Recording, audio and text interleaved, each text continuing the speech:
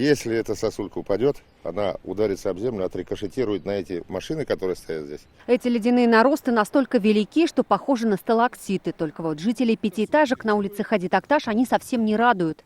Слов нету, очень опасно. Если упадет, человек может запросто умереть. Машина может повредить.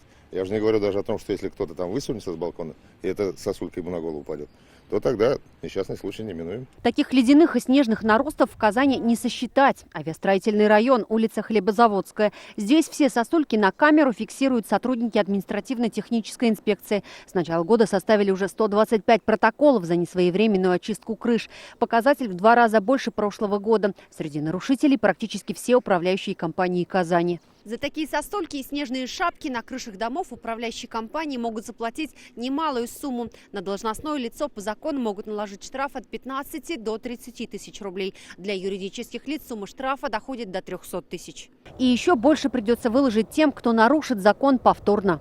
Если повторно привлекается к ответственности в течение года за аналогичные правонарушения, то штрафы удваиваются и достигает на граждан до 5 тысяч рублей, на юридических лиц до 50 тысяч рублей и на юридических лиц до 1 миллиона рублей. В феврале снежная лавина с крыши дома на улице Матросова накрыла жительницу Елабуги. В итоге перелом позвоночника и ребер.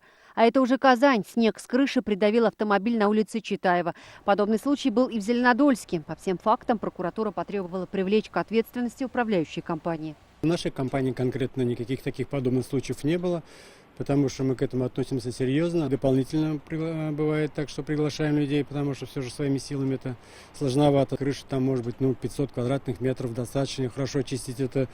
Просто нужно на это время. Однако времени практически нет. Завтра-послезавтра температура около нуля, значит сход снега с крыш неизбежен. Юлия Гоголева, Рамзель Гарипов, ТНВ, Казань.